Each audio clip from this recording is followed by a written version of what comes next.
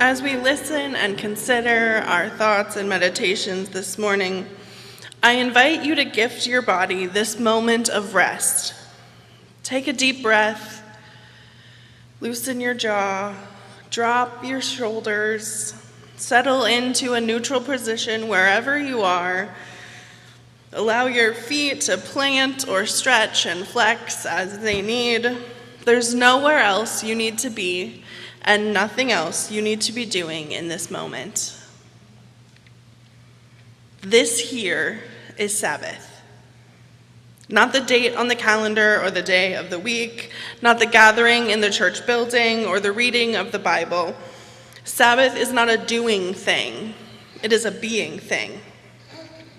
Traditional mandates to honor the Sabbath used to drive me a little bit nuts because of the assumed privilege in them. Most of us go through seasons of life where taking an entire day off from our paid and domestic labor is just not possible if we want to get our basic needs met. But the meaning of Sabbath goes so much deeper than blocking off time on our work calendar.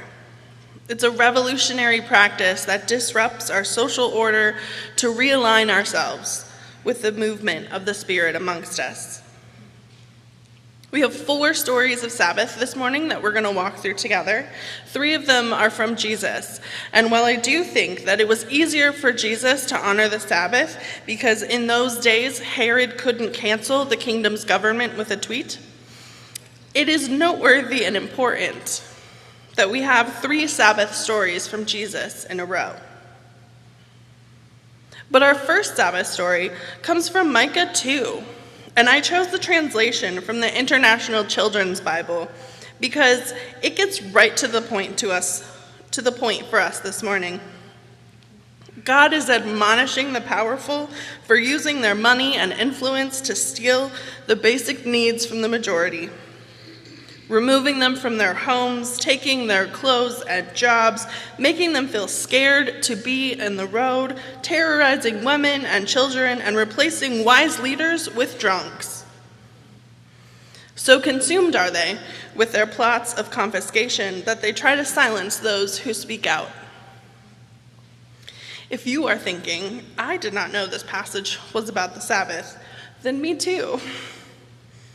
But in his book, Sabbath as Resistance, Walter Brueggemann illustrates how the 4th commandment, honoring the Sabbath, serves as a cradle, holding the rest of the commandments together and as a bridge between loving God and loving our neighbor. First, we rest because we are the imago Dei, the image of God, and our God prioritizes rest. Perhaps other gods of the ancient Near East were glorified by expansive fortresses, golden calves, and insatiable production, but Yahweh asked for rest and relationship instead. Sabbath serves as a boundary to protect the covenant between the people of God and the divine. Honoring Sabbath means nourishing our spiritual selves in ways that allow us to hear God, to be connected with unconditional love, and to remember ourselves among the great cloud of witnesses as God's beloved. Secondly, and urgently, we honor the Sabbath because it strengthens us to love our neighbors. That there are 3 commandments about how to love God and 7 about how to love our neighbors tells us that the latter is far more challenging than the former. We need to be well rested to embody our better neighborly instincts. Caring for our elders, not killing anyone, not violating a marriage, not stealing, not lying about our neighbors, and not coveting lands and goods that belong to others. This week, the current vice president of this country said that Christians have a hierarchy of love. First family, then your physical neighbor, then community, then fellow citizens, then the rest of the world. To be perfectly clear, that is not in the Bible, that is not in any of the writings of the early church leaders, and that has not been adopted by any Christian tradition or denomination to date. The only neighbors God calls us to lift up and give special attention to are the most vulnerable, those whom the system of society have erased, oppressed, and demonized. In Jesus' time, this was the widows, the orphans, and immigrants. In the U.S. today, we have many more to add to that list, perhaps most particularly our trans siblings. Sabbath creates the time and the place for us to be in relationship, in proximity with each other, so that we check in on our elders. We enjoy our families. We take time to cool off instead of inciting violence, and we give thanks for all that God has given us. Brueggemann explains Micah 2 is an illustration of a society that has abandoned the God of the Sabbath, its leaders tempted away by gods of production. The God of Sabbath has no need of overtime, no need to fill quotas, no shareholders to appease, no bottom line. The God of Sabbath has no need for expansion, no need for more efficiency, no need to be greater, no need for a golden calf or a golden age. The God of Sabbath is enough. Their creation has enough, and their people are enough. To honor the Sabbath is to remember this inviolable truth every single week. Jesus knew the power of Sabbath when he began his ministry, and many times we see him officially or unofficially honoring Sabbath throughout the Gospels. In our second Sabbath story, we find him being challenged by religious legal scholars because the people he was traveling with were eating grain from the fields. While it was normal and lawful at the time for travelers to take a small amount of someone's crop to sustain themselves on the road, the scholars accused the group of threshing, a labor that is expressly forbidden on the Sabbath. The prohibition of threshing on the Sabbath was important. It protected field workers from exploitation. But the scholars are weaponizing it here in this context to criminalize Jesus' followers. They're distorting scripture to demonize and discredit the movement.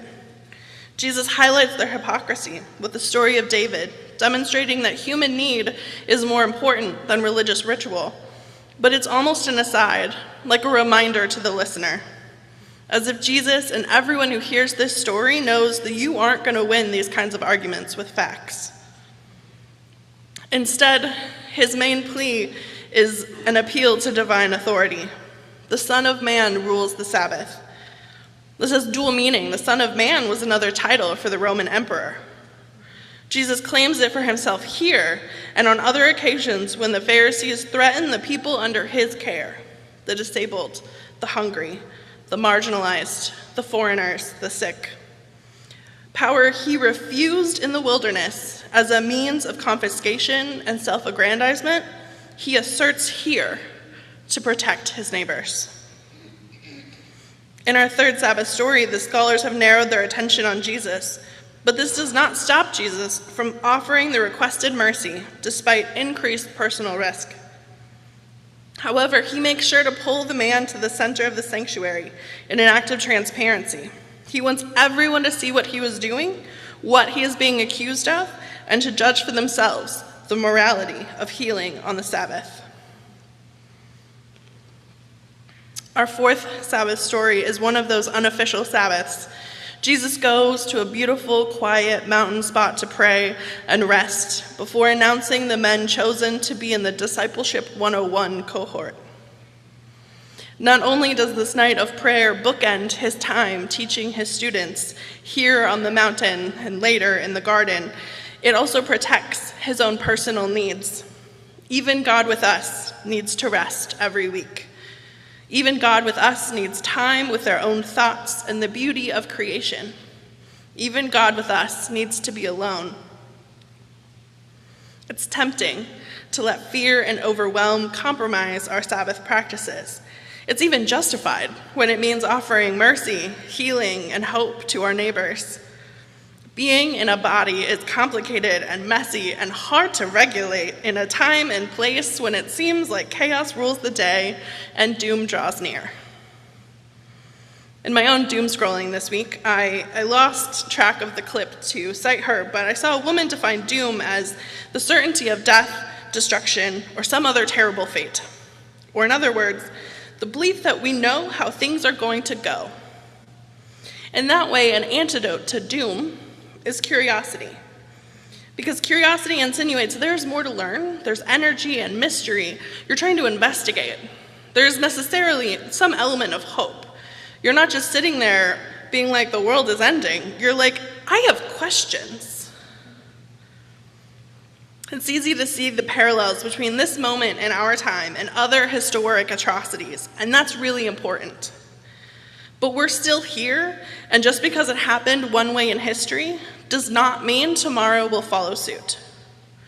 Hyde Park Union Church has stood witness in this place for 150 years and has a rich history to teach us about what it means to be a good neighbor to all. We're still here. In the fall of 2016, I was invited to be a part of a team at Lake Street Church supporting an asylum family that got separated at the border. We were helping a widowed mother and her 2 sons adjust to life in the U.S. while petitioning frantically to get her eldest daughter out of an ICE detention center. At least a dozen times, I translated the mother's story for a new audience, an agency, a rally, Senator Durbin, school groups, churches, TV cameras.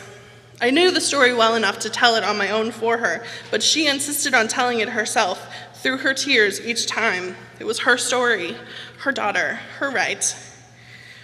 Each time I found myself searching for words strong enough to convey her message, searching the horrified faces in front of me, wondering if this time it would make a difference. Is broadcasting her suffering enough to make change, or are we just making a spectacle of her trauma? At 15, her daughter caught the attention of the most powerful gang in El Salvador. When she refused their advances, her father tried to protect her and was determined not to let the gang take her, and he was killed in retaliation. So the mother and her children fled to the U.S., but the daughter was separated from them at the border. She was deported alone, without being allowed a chance to speak. Back home, she hid in her grandmother's back room, trying to keep the gang from knowing she was alive, but in hiding, her uncle attacked her, threatened to turn her over to the gang if she reported him. Eventually, she fled to the U.S. again, on foot, alone. On arrival, she was labeled a felon for her re-entry and spent 3 years in a detention center. We petitioned and appealed. We were denied testimony at hearings, and every Friday we held our breaths to see if she would make it through another round of deportations. 5 times she was led on the tarmac to board the plane, and we frantically filed emergency stays of deportation. We appealed all the way to the Supreme Court, who refused to hear her case. At some point, Senator John McCain was making calls to the Attorney General Jeff Sessions on her behalf. For 3 years, she sat and waited, debating which was better, life in a cell or death in her homeland. At one point, she told us she was considering self-deportation because dying at home would be better than living in a cage. On April 10th, 2019, ICE finally let her go. A team member from Texas accompanied her to Evanston, where we all crowded into someone's living room waiting for her arrival. We had very little time to plan a homecoming. We threw together a meal from what we had in the fridge and focused on meeting their family's immediate needs. That night, I took the photo that's on the cover of our bulletins this morning, and I captioned it, "Tonight, a collection of people, a mix of both strangers and family, gathered around an abundance of food, mostly bread and wine, to celebrate a daughter's homecoming to her family. Her new chance at life instead of a sentence to almost certain death. It was joyful, giddy, hopeful, and unbelievably fragile. Like we could wake up from this dream at any moment. We retold the story of the past day, week, and years, and tried to piece together where our own parts, how we fit in. We remembered those who didn't get a second chance at life and wondered why and how this story was different. We talked very little about what's next, content to focus on what is. Tonight, a mother holds a child in her arms, and the world seems a little less dark. We practice Sabbath so that on the hardest days, we can look doom in the face with curiosity, so that when new policies threaten our lives and way of life, we say, I have questions. and so that we can show up on the tarmac every time our neighbor is threatened. We practice Sabbath so that we can recognize the best people to support us in this work, so that we can offer mercy at inconvenient times and use our power for healing. We practice Sabbath to take care of our bodies and minds, to hear the Spirit in creation and let down our guard. We practice Sabbath because our God delights in rest and relationship and promises the downfall of those who exploit others. We practice Sabbath because the Holy calls us beloved. Amen.